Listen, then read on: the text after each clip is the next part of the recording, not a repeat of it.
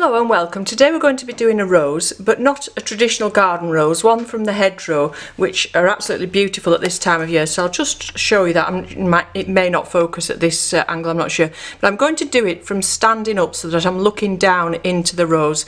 So it's very different from your garden ones where they're actually quite difficult to draw because you've got so many petals. It's nice and open and it's just a beautiful colour with a very, very light blush of pink on it. So I'm going to do this looking down into the flower from above. So whoops, I've got water on my paper, I'll just dab that off. Sorry about that. So normally with something so delicate I would draw it very lightly in pencil and then do it with the watercolour, but because I want it to show up to you, I'm going to do it using a coloured pencil, so hopefully it will show up to the camera. But I've tried to get colours that are going to, you know, blend in with the watercolour afterwards. So to begin with, this one says peach, but it's a very pinky colour, and this is a Crayola one. We've got 5 petals, and I'm going to start with the back one. Now it's got a little bit out of it, a little kink. But of course you don't have to put any bits like that in if you don't want to. You could pretend it was a perfect rose with no insects nibbling at it or anything. So it sort of goes up in an M shape and then has a few little kinks and then comes quite narrow as it comes towards the centre. So I'm hoping you can see that. I'll just go around that line once more.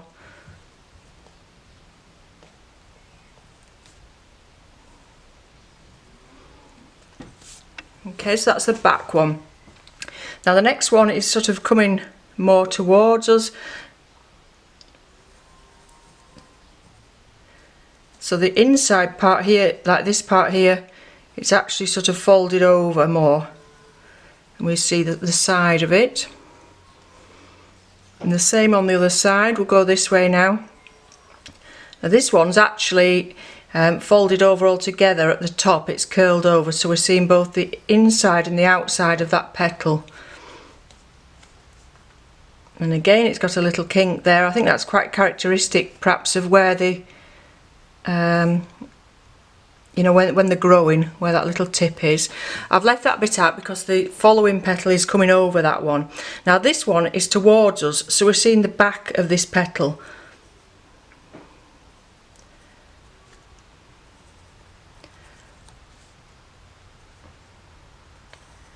So all we're seeing is this part of the back, and then that's overshadowing. Let me just think, we can see this part here now, so I can put that part of the other one in now.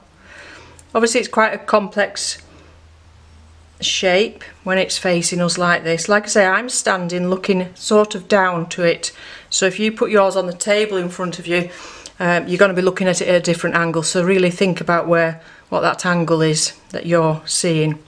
So the last petal that fits in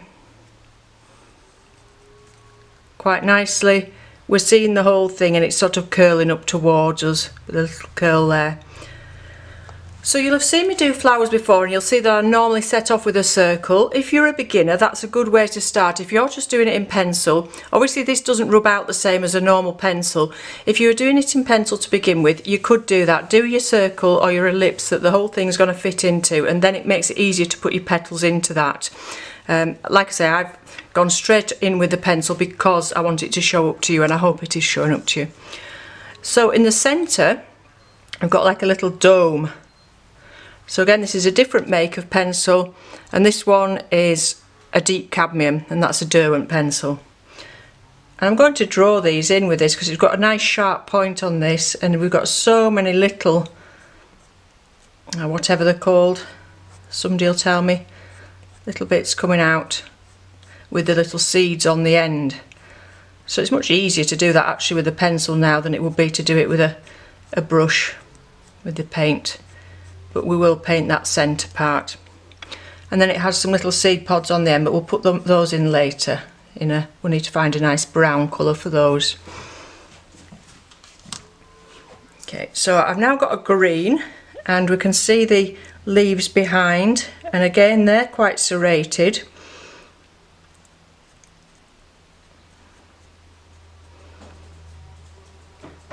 And again, we've got one coming across this one.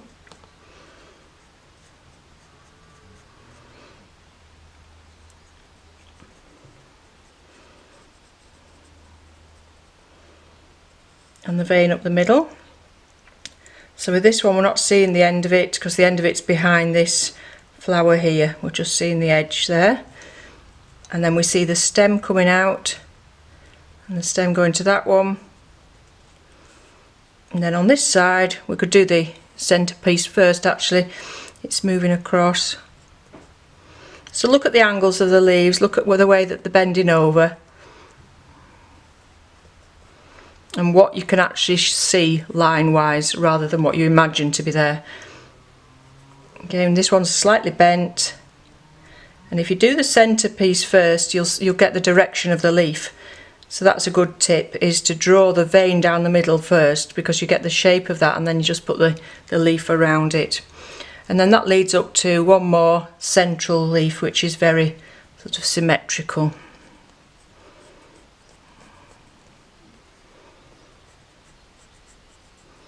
Obviously you may take more time than me getting all these little serrations down the centre a bit more correct. I just sort of keep it quite impressionistic really, as long as we've got the actual shape right so that we know it's a rose leaf, so it's characteristic. And again, those little veins give you the direction of where the leaf's curling over. I'm not going to put them all in, it's got quite a few leaves. It's got another one coming out. I'll put this one coming out of the bottom because I think that'll make it a nice composition if we have it going like this. I should have perhaps started a little bit lower. You can see this page has got a little bit of paint on the top there, but it doesn't matter, we can trim that off at the end. So again, I'll just put the shape of the centre of the leaf first and then work backwards with the popping the outside edge of the leaf on there. Now I've got the door and window open today because it's very, very hot here. We've had some very hot weather over the last few, well, weeks really. We've not had any rain for weeks. So I do apologise if you can hear all the cows and everything outside, but we do need the door open today.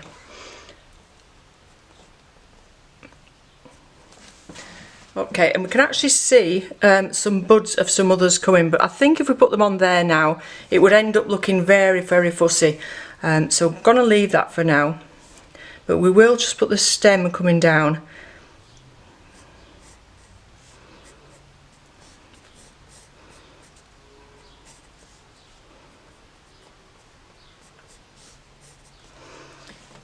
Okay, so I think that's enough as far as the drawing's concerned, and I'll now go and get some petals. Okay, so we'll begin with the petals themselves, and I'm just going to do them one at a time because it's quite hot today, so they're going to dry out quite quickly. What I'm going to do is wet each petal in between those lines that we've drawn, taking it down to those little centre stamens, whatever they are.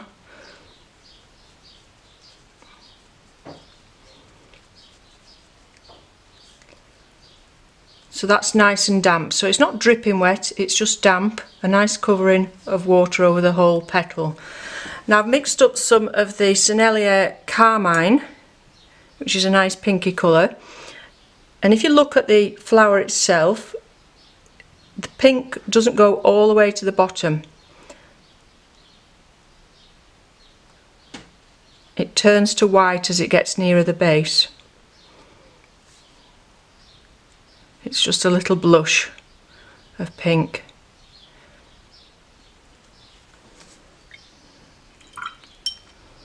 And I'm going to carry on and do that for each petal. So you see what I did, I didn't take it all the way down, but because it's already wet, it's blending nicely and we've not got a hard line here where the pink meets the white of the paper. So for those of you who are beginners, with watercolour we use the white of the paper to get a lighter tone of a colour, so you don't have pink as such, you use a red with the white of the paper. So imagine that you're mixing, instead of mixing with white paint as you would with acrylic and oil to make your colours, you are allowing the paper colour to shine through, so the red becomes pink.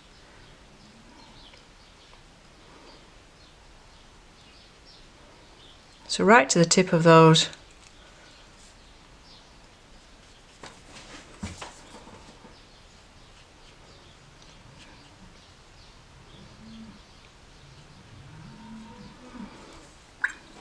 You can see I've gone over the line a little there at this, both sides actually, now I'm looking at it. It's easy to remedy with a dry brush at this stage. So you've not got a very steady hand today.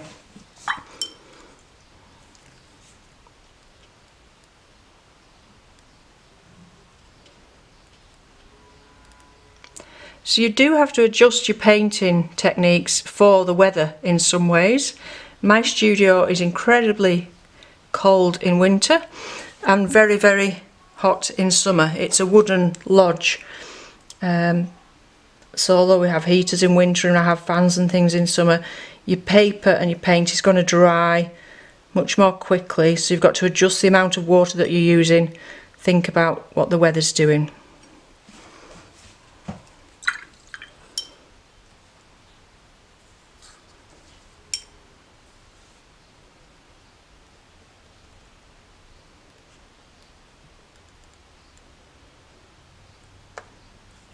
So with this one, I'm just going to do the back for now, because most of that inside that we can see is white. So I'm just going to fill in that back portion, and then I'll come back later when that's dried and put a little bit touch of pink in the rest of it, because there is just a touch of pink near the top.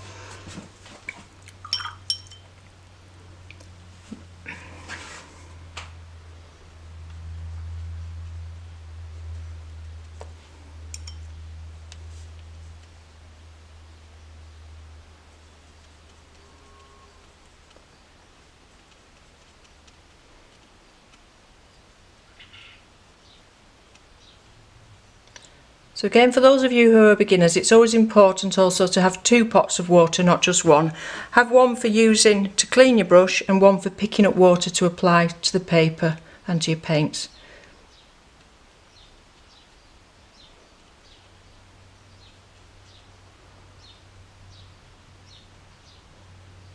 And you don't need anything fancy, just an old jam jar's fine.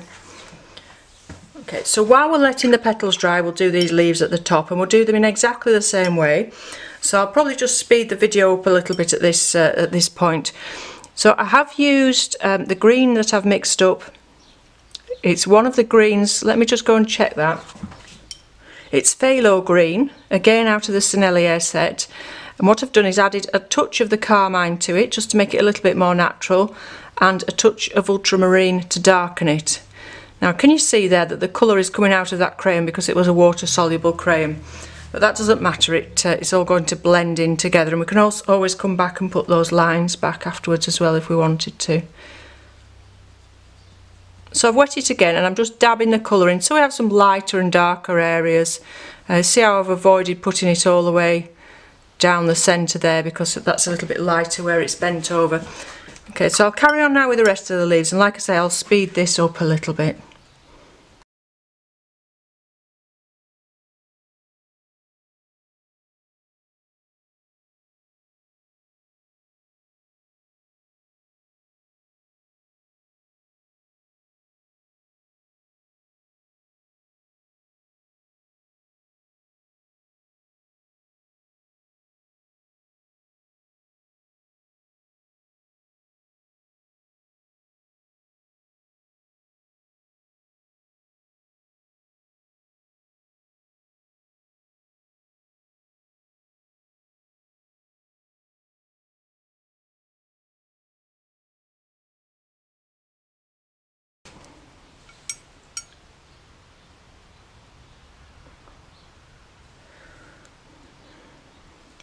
Okay, so for the centre I'm just going to put some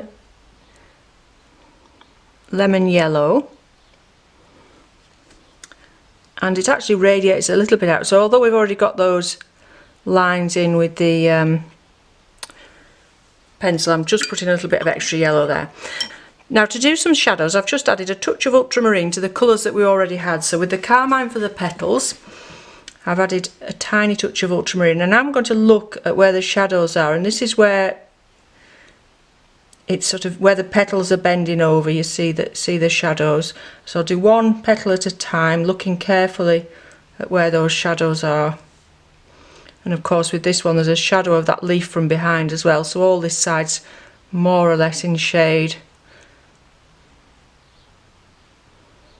So do one petal at a time.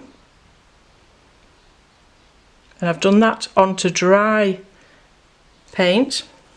Now we could leave it like that with a hard edge, or we can soften it, it's up to you. So if you're softening it, have a damp brush, not a wet brush. I've got to be very careful with this brush, it's a sable one and it holds a lot of water. So if you're not too careful, you can end up with that or going back into the paint that's already there. So if you want to soften it, just do it gently with a tiny touch of water on a very damp brush, not a sopping wet brush. You can see it's already drying.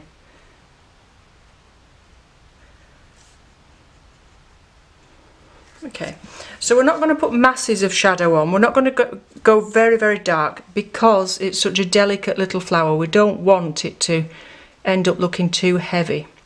Again, we've got the leaf behind this part of the flower here, and where it's curling in, it makes a little bit of a shape.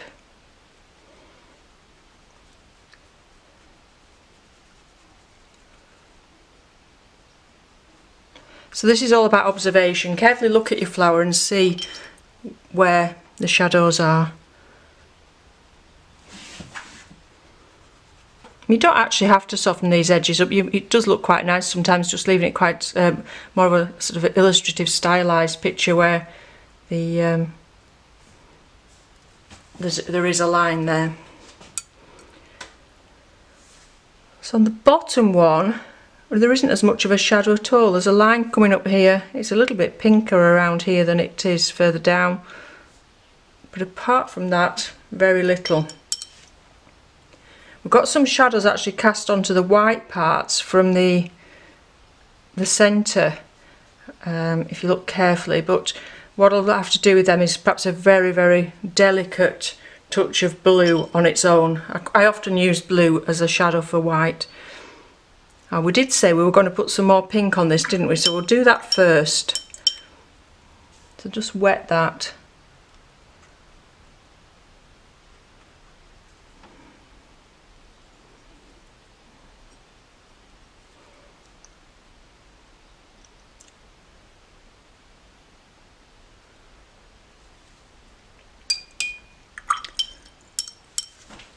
Okay, and then I'll do this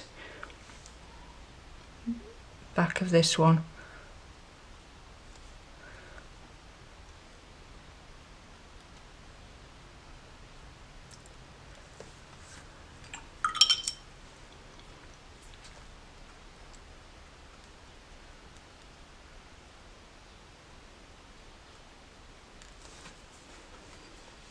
I'm very good at going over the lines today. Can you see I've gone over again there? So this is the beauty of watercolour, you can lift it up. But don't forget, some colours are easier to lift than others, and red is not always easy to lift. So with this one, the shadow sort of in this corner of this one, leading down to this centre, where it's sort of folded over. And again up here where it's been curled round, it's casting a shadow on itself.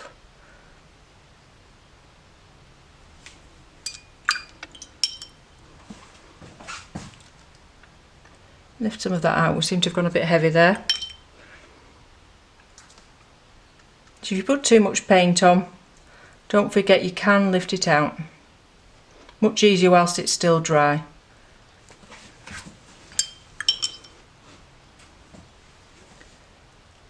Just wants to go further round there really.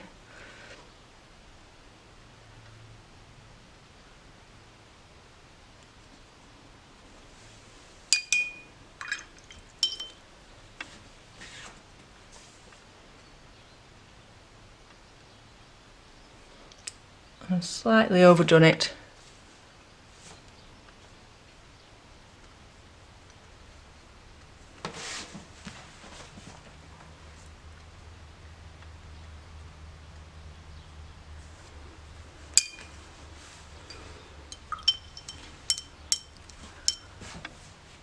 Okay, so while those dry, we'll move on to the leaves themselves. Again, I've just got the same colour, but I've added extra ultramarine to it to get some shadows in. They've not really got much shadow on them. This one has here, where it's behind the flower a little.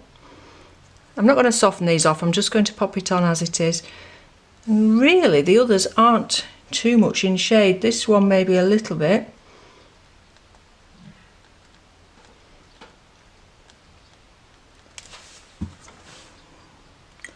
Actually, I will soften that off, it'll look better.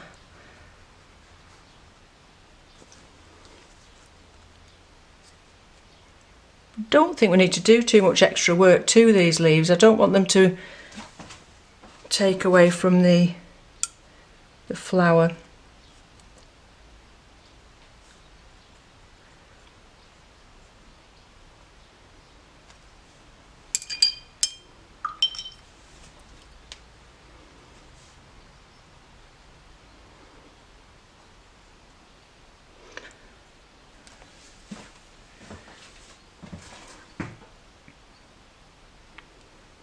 I'm going to get the yellow, and one thing I've found about these Sennelier lemon yellow is it sits nicely over the top of other paints and shows up nicely. And if you look at the flower, it's very yellow along the veins of the leaves. So I'm going to just pop some extra yellow over the top of that green.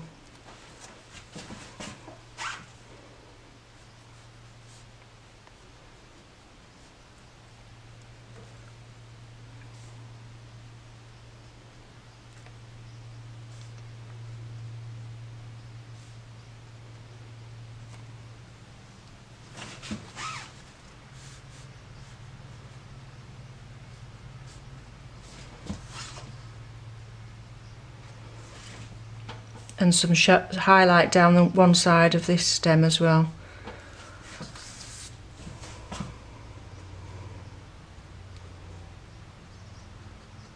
And a little bit extra in the middle. Got a nice bright centre.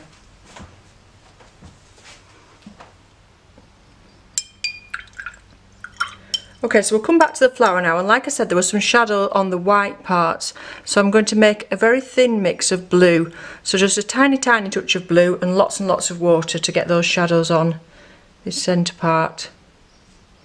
And really it's just where these little things are casting a shadow on itself, more on this side than on the other side.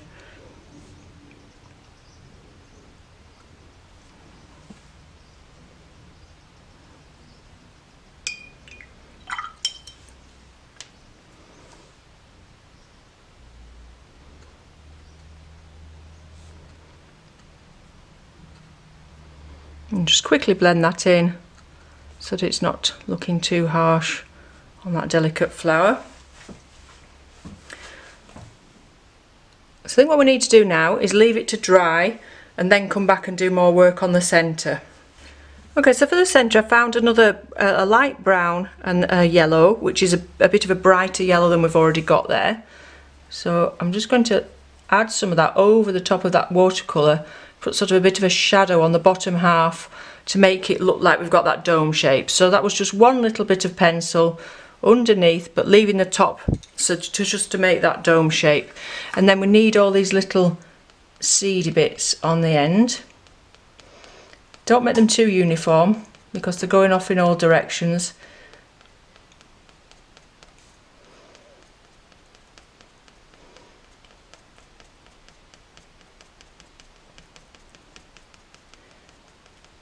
And they're not too dark, that's a light brown, which is just enough, because like I said, they're very delicate. So I'm just really thinking now whether we actually want to carry on and put a background on this or not. You'll see here the leaves aren't perfect, so obviously that watercolour pencil has dissolved a little into it, but it actually makes it look quite nice and jaggedy. It gives it that rose feeling to it. I'm just wondering whether we need to darken them a bit, but I don't think we will. I think we'll leave them as they are. But I do think I will put a background on, so I'm going to get a nice wash of one colour, and I think I will go for a very pale blue, as if it's against a summer sky. Now, because of the weather and because it's so warm in here, I am going to wet the paper slightly first. This will stop the wash drying out too much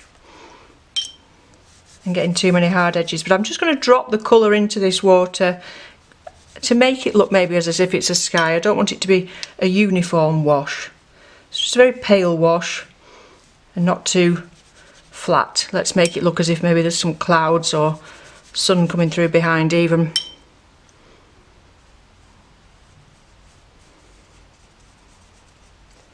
So you need to work quite quickly to stop the paper drying out before you get to the end. Whereas in winter you probably wouldn't have a problem at all doing this.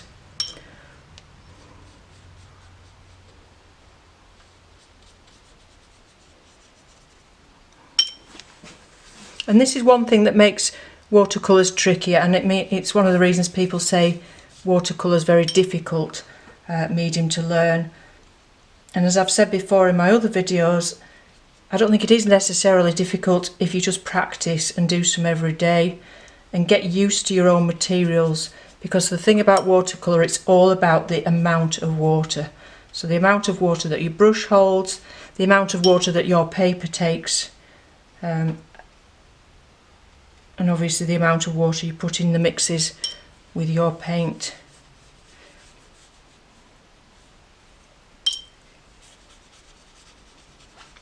Okay, so I think I've got it all the way around. Now if you can't see where you've put your water, just tilt your head to one side and see if there's any areas where it looks matte, and that'll be where you haven't got any water.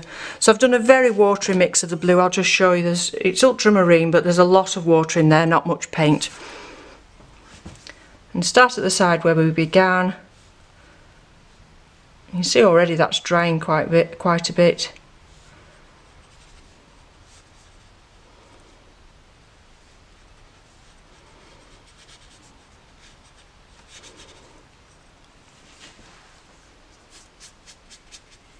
Gosh, I can't believe how quickly that's dried. So I'm just putting some extra water in. Like I say, because we don't want it to look too even, we want it to be sky-like behind.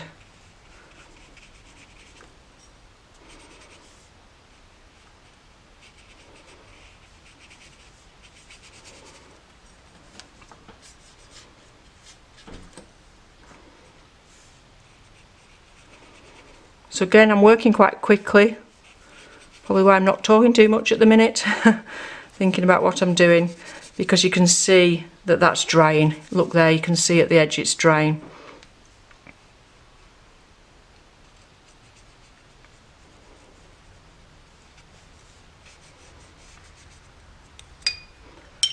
I managed to go over the end of that leaf, so I'll just nick that out.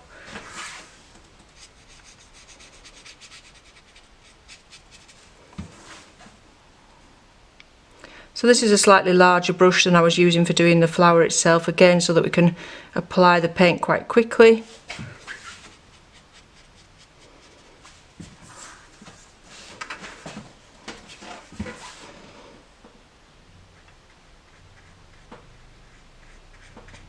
You'd probably want to turn your book around at this point to go around. I'm just leaving it as it is to make it easier for you to see and things, but you know, don't forget you can do that. Turn your book round, make it easier for you to get to it.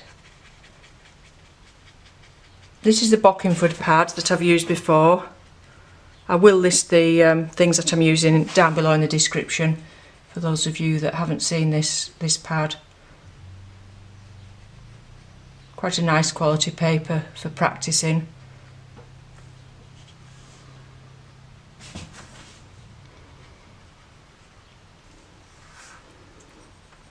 So can you see here where it's dried and it's making that line because I wasn't quick enough. So this is perhaps a good lesson in what not to do. Don't paint when it's 30 degrees outside. But because it's patchy, it does make it look like it could be the sky behind rather than just a flat boring blue. And if you wanted, one thing that you could do at this stage would be to lift a couple of clouds out as well, again to make it look more like you intended it to be sky behind.